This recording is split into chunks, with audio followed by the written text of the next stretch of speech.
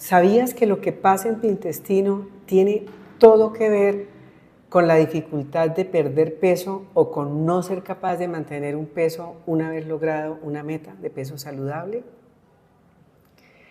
El tema que vamos a tratar hoy es conocido hace muy pocos años, la relación entre el intestino permeable y el sobrepeso. Porque todos sabemos que el sobrepeso es un problema de salud global, pero lo que hasta hace poco se sabe es la relación entre el intestino permeable y el aumento de peso. Todos nosotros queremos siempre proteger nuestra casa de los ladrones. Cerramos puertas, cerramos ventanas. ¿Por qué? Porque no queremos intrusos en nuestra casa. Pues lo mismo sucede con el tubo digestivo. Tenemos que tener una barrera protectora que no permita que haya intrusos en nuestra sangre. Y es que el intestino funciona como una barrera selectiva. Deja pasar lo que se necesita, pero rechaza los alimentos dañinos y mantiene los alimentos en donde tienen que estar, dentro del intestino.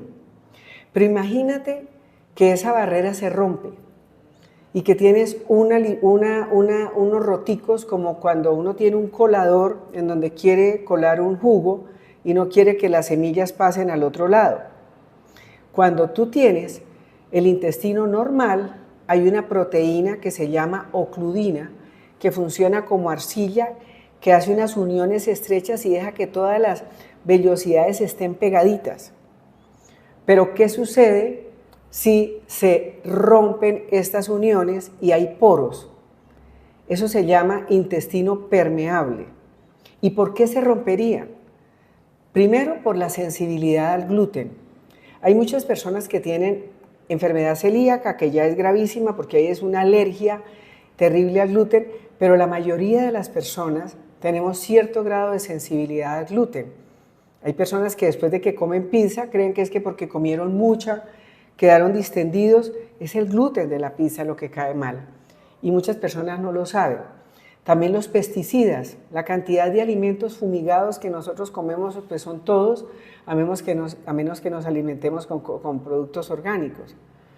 El alcohol, el azúcar, los paquetes, los alimentos procesados, los lácteos, consumir periódicamente medicamentos como la aspirina o el paracetamol, el estrés crónico, la inflamación. Todos estos factores pueden hacer que esas uniones estrechas se rompan. ¿Y qué pasa si se rompen? Entonces, cuando tú tienes los alimentos dentro del intestino, lo normal es que se absorban en las vellosidades que están en el extremo del intestino y que, por ejemplo, las proteínas se empiecen a transformar en aminoácidos y pasen a la sangre bien digeridos y de la sangre lleguen a las células. Eso es lo normal. Pero si tú tienes agujeros, si tienes poros, entonces muchos aminoácidos y proteínas mal digeridas van a pasar directamente a la sangre. Y lo mismo toxinas que estén con la comida, un alimento mal lavado, unas verduras contaminadas con parásitos, todos ese tipo de sustancias, levaduras, cuando hay agujeros, cuando hay intestino permeable, pasan directamente a la sangre. Pero nosotros estamos tan bien hechos que detrás de la barrera intestinal está el ejército más grande del sistema autoinmune. El 70% del sistema inmune está ahí, listo para que cuando entre un intruso lo ataque y lo destruya. Pues cuando ese sistema inmune detecta que por esos huecos pasaron bacterias, levaduras, proteínas mal digeridas y toxinas, entonces ataca. Y cuando ataca, produce inflamación, no solamente en el intestino, sino una inflamación sistémica en todo el organismo, es una inflamación crónica de bajo grado. El problema es que cuando el sistema inmune está excitado y está hiperactivo, a veces tiene daños colaterales, porque no se limita con atacar el intruso, sino que a veces se confunde y ataca parte de nuestro propio cuerpo. Entonces, por ejemplo, puede atacar la glándula tiroides y producir una enfermedad de Hashimoto con un hipotiroidismo, que tiene todo que ver con el aumento de peso. Pero también puede producir lupus eritematoso, puede producir esclerosis múltiple, puede producir artritis reumatoidea, cualquier tipo de enfermedad puede producir cuando el sistema inmune se ataca nuestras propias partes del cuerpo. Entonces, en este momento, pues ya tenemos una condición inflamatoria muy importante. Entonces, ¿cómo sabemos que tenemos intestino permeable?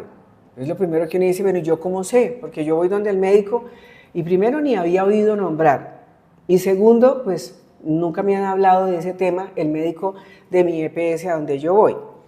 Bueno, para poder hacer el diagnóstico de intestino permeable, primero el médico tiene que pensar que eso existe, porque uno solamente busca como médico lo que conoce. Si yo no conozco algo, pues no lo voy a buscar. Pero si yo, en mi experiencia, ayudando a muchas personas a que adelgacen, he encontrado una correlación casi, yo diría que del 99% entre el intestino permeable y mis pacientes con sobrepeso. Entonces lo busco. ¿Cómo lo busco? La primera forma, la más económica, la más rápida, la más efectiva, es a través de un escaneo cuántico. Nosotros utilizamos una herramienta complementaria para nuestro diagnóstico y es hacer un escaneo cuántico en donde sale permeabilidad intestinal, sale intolerancia al gluten, sale intolerancia a la lactosa, salen muchas de las cosas que nosotros queremos saber para mejorar la salud intestinal. Pero hay muchas personas que no tienen este recurso o no lo conocen, que es hacer un escaneo cuántico nutricional y digestivo. Entonces, normalmente se hace con pruebas de laboratorio, que esas sí son costosas. Entonces, hay una prueba que se llama la prueba de manitol lactulosa, que son dos azúcares distintas, se las dan a tomar a la persona. El manitol es un azúcar que no tiene por qué pasar a la sangre, pero la lactulosa es una molécula muy grande que cuando en esa prueba se encuentra aumentada, se hace el diagnóstico de permeabilidad intestinal. No es una prueba 100% como ninguna prueba de laboratorio, pero nosotros en el laboratorio nos basamos en ella. Hay otra prueba que es la prueba de sonulina. Esa sonulina, cuando está aumentada, indica que hay permeabilidad intestinal, porque es la proteína que rompe las uniones estrechas y separa las células del tubo digestivo. Hay otra prueba que se llama Cyrex Array 2, es una prueba costosa, pero mide si hay anticuerpos contra la sonulina o contra la ocludina, que es la proteína que es la arcilla que mantiene las uniones estrechas. Y hay otra prueba de laboratorio que se llama calprotectina, que no es específica para la permeabilidad intestinal, pero sí que es un indicador de que hay una inflamación grande en el tubo digestivo. Entonces, se puede hacer el diagnóstico, comprobar el diagnóstico, pero la verdad, primero nosotros lo tenemos que sospechar. ¿Y qué tiene que ver que tú tengas permeabilidad intestinal y por qué eso hace que te subas de peso? Hay 5 factores. El primero es que la permeabilidad intestinal produce inflamación y la inflamación altera todos los mecanismos de control del hambre y de los depósitos de grasa, porque la inflamación afecta varias cosas, pero entre ellas 2 hormonas. Afecta la insulina, que es la hormona que es encargada de que el azúcar entre a las células y le sirva como combustible. Y cuando hay inflamación, hay resistencia a la insulina, entonces se bloquea la absorción perfecta de la glucosa en la célula y hay una acumulación de grasa. Y eso hace que se aumente de peso solo y empieza por la inflamación. Pero también afecta la leptina. La leptina es una hormona que es la que te dice para de comer, es la hormona de la saciedad. Entonces, cuando tú estás inflamada y no tienes saciedad, pues tú vives con hambre a toda hora y tú dices, yo no tengo fuerza de voluntad, y no, es que la inflamación afecta las hormonas. El segundo punto por el cual la permeabilidad intestinal hace que te subas de peso, que te cueste trabajo bajar de peso, es porque produce disbiosis. Disbiosis es un desequilibrio entre las bacterias buenas y las bacterias malas. Y cuando hay pocas bacterias buenas, empiezas a tener poco control del hambre, porque estas bacterias controlan el hambre, controlan los depósitos de grasa, controlan el sistema inmune, controlan los estados de ánimo, controlan todo. Entonces, por eso se llama segundo cerebro. Entonces, cuando tú tienes disbiosis por permeabilidad intestinal, que no se sabe qué fue primero, si que la disbiosis produjo permeabilidad o viceversa, yo pienso que empieza con una disbiosis, entonces tú no tienes esas bacterias que te protegen y que hacen que no acumules tanta grasa. Y entonces ahí empiezas a tener un desbalance que tú dices, pero yo no entiendo por qué me subo de peso con tanta facilidad y por qué me cuesta tanto trabajo bajar de peso. El tercer punto tiene que ver con las toxinas. Hay unas sustancias que se llaman lipopolisacáridos, que se llaman, a mí me gusta el nombre, se llaman vándalos incendiarios. Son las sustancias que más inflamación hacen, como un incendio. Y estos lipopolisacáridos, que son unas sustancias que recubren algunas bacterias malas, cuando hay poros y pasan directamente a la sangre, producen resistencia a la insulina. Y cuando producen resistencia a la insulina, pues tú tienes mucha hambre, aumentan los depósitos de grasa, y la insulina es una hormona cerrojo que dice a los adipocitos, no queme grasa, no queme grasa, y se te bloquea el metabolismo, a pesar de que estés juicioso, a pesar de que estés juiciosa. El cuarto factor es precisamente el problema autoinmune que produce la permeabilidad intestinal, que hace que ataque tu tiroides y produzca una enfermedad de Hashimoto, que es un hipotiroidismo autoinmune que en la mayoría de los casos se desconoce porque el médico no lo busca. Y en segundo lugar, la mayoría de los pacientes con hipotiroidismo están maltratados. Entonces, importantísimo ir corrigiendo este tipo de situaciones. Por eso hay que hacer un diagnóstico exacto y hay que mirar cuando uno recibe un paciente. Y yo les digo a muchas personas que me dicen, yo he hecho muchas dietas y me cuentan, me enumeran las dietas que han hecho. Le digo, ¿y quién te las prescribió? No, por internet, porque una amiga, porque está de moda, porque en las redes sociales. Miren, para adelgazar uno tiene que ser responsable. El sobrepeso es una enfermedad. No es una bobadita estética, que es que me salió barriguita, no, es una enfermedad. Y en esa enfermedad necesitamos hacer un buen diagnóstico. Porque si la causa de tu sobrepeso es una permeabilidad intestinal, hay que corregirla. Entonces, ¿cómo la vamos a corregir? Entonces, tenemos el diagnóstico y clínicamente, ¿cómo sabemos si tengo permeabilidad intestinal? Es una persona que me dice, me cuesta mucho trabajo bajar de peso, me subo con nada, tengo maluquera digestiva, me hincho, me da distensión, fuera de eso en la piel tengo como acné, como eczema, dolores de cabeza, me siento fatigada, me siento como cansada. Pues esos son síntomas que corresponden a muchas patologías. Pero yo sí estoy pendiente de descartar en mis pacientes una permeabilidad intestinal, porque eso hace que el tratamiento sea exitoso. Entonces, con toda la clínica, con el escaneo cuántico o con las pruebas de laboratorio, ya tenemos un diagnóstico y ya yo le explico al paciente, mira, tu problema es que tienes permeabilidad intestinal.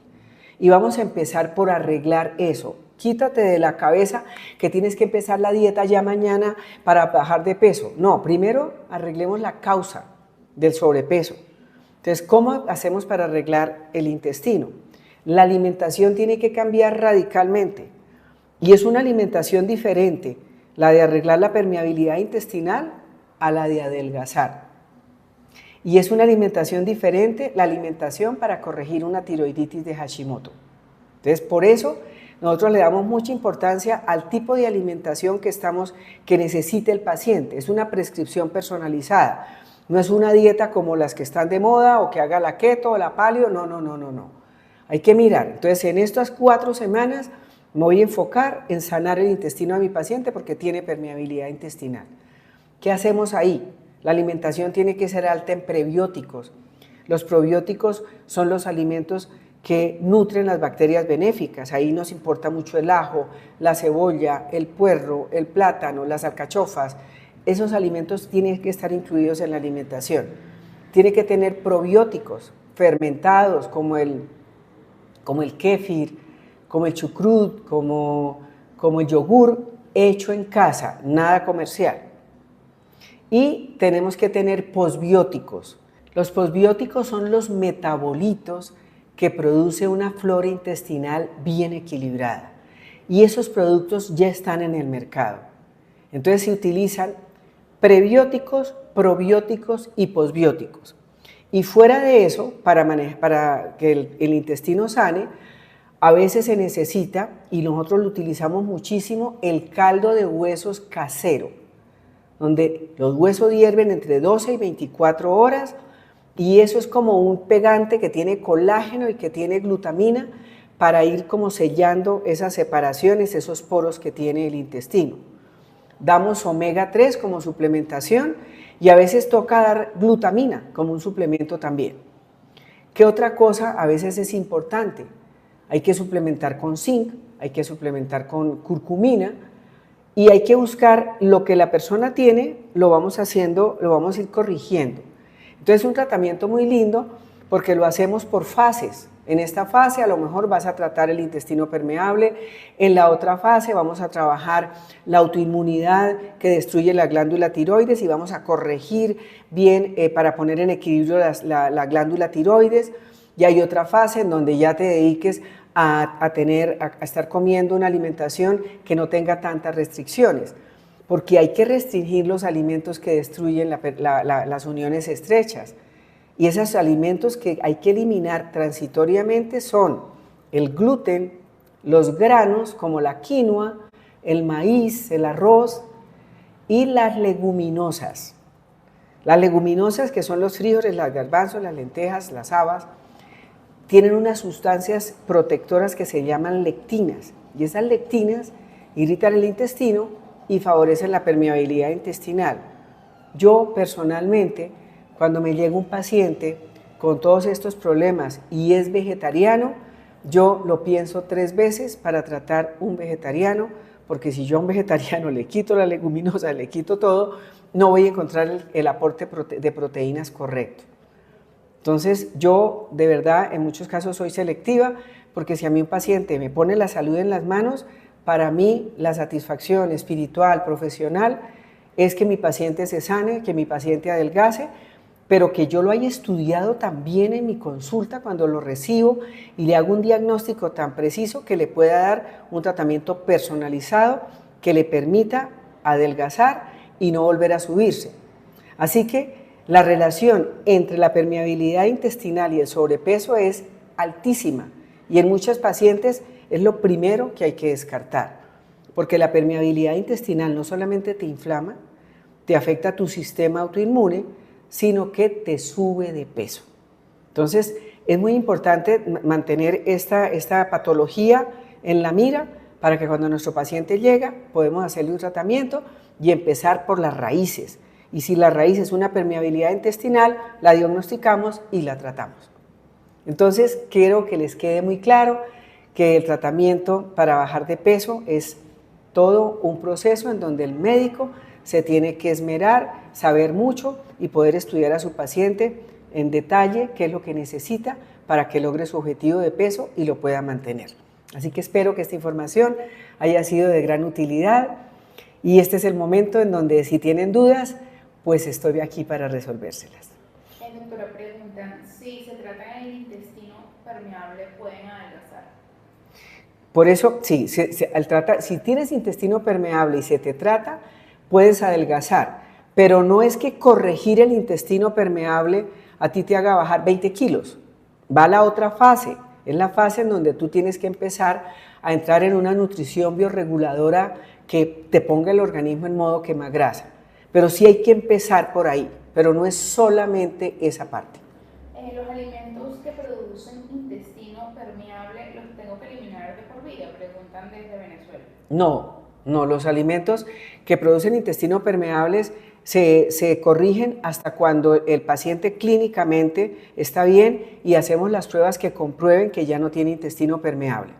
Una vez que ya se corrige el intestino permeable y la persona inclusive puede estar adelgazando, empezamos a introducir uno de los alimentos que habíamos eliminado, uno solo, se lo damos 3 veces al día durante 3 días. Y cuando vemos que no le dio nada, que no le dio maluquera, que tal, entonces vamos a introducir otro.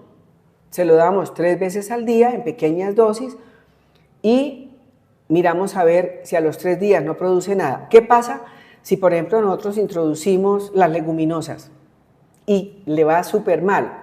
Toca volvérselas a quitar y hacerle por lo menos una semana del mismo protocolo de alimentación para intestino permeable hasta que vuelva a sanar. Porque uno no cree, pero 3 días comiendo algo que inflama y perfora el intestino, pues entre comillas nos desbarata un poco lo que habíamos hecho, pero no tiene que ser de por vida. Y la mayoría de la gente, un 80-90% de lo que había suspendido, cuando el intestino está sano, lo tolera bastante bien. Me preguntan si este tratamiento se puede hacer desde otras ciudades. Claro, nosotros hacemos tratamientos en Bogotá y hacemos tratamientos a distancia, porque la consulta, el escaneo y todas las prescripciones, todo lo podemos hacer a cualquier ciudad del mundo. Doctora, también preguntan si un intestino permeable lo puede tener ya desde un adolescente o hay alguna edad ya que se empieza como... No, el intestino permeable, sobre todo los adolescentes. ¿Qué hacen los adolescentes? Comen pizza todos los fines de semana. Son personas que toman bebidas chocolatadas con leche, o sea, toman muchos lácteos. Hay gente casi adicta al queso y los lácteos son alimentos que hay que eliminar cuando empieza la alimentación para sanar el intestino. Los adolescentes son los que más toman refrescos, gaseosas, los que salen más a rumbear y toman trago ahora sí que todos los fines de semana. Entonces, por ejemplo, la cerveza es un alimento fatal para el intestino permeable. Es un alimento con cebada, fermentado, es malísimo, pero es lo que está de moda. Entonces, una persona puede tener intestino permeable, inclusive desde niños, puede tener un intestino permeable, que es una de las causas del autismo. Ese es otro tema, pero eso no tiene una edad específica. Doctora, preguntan si una porción o una taza de caldo de hueso es suficiente. No. El caldo de huesos hay que tomarse por lo menos 3 o 4 tazas al día. Nosotros se la damos a los pacientes, puede ser que se la tome como un consomé. Nosotros, el paciente se lleva 1 litro de caldo de huesos, que es como una gelatina, y por ejemplo al desayuno coge 2 cucharadas, la calienta sin ponerle a hervir y se la toma, es como un consomé de carne o de pollo delicioso. Al almuerzo puede agregarle caldo de huesos a una sopita de verduras, lo mismo en la cena. Y uno puede en los intermedios también tomar como un consomé, pero es de caldo de huesos, es delicioso. Y sobre todo que uno sabe que lo ha hecho en casa, que lo puede hacer y que es absolutamente natural. Yo vivo en Bogotá, atiendo personalmente, pero a cualquier ciudad de Colombia o a cualquier país, tú marcas el 311-222-6260, te repito, 311-222-6260 y pides la cita conmigo. Y vamos a tener la oportunidad de hacer un tratamiento diferente, poderoso, efectivo, porque estamos trabajando las verdaderas causas del sobrepeso. Así que espero tenerte pronto en mi consultorio y tener el gusto de poderte servir.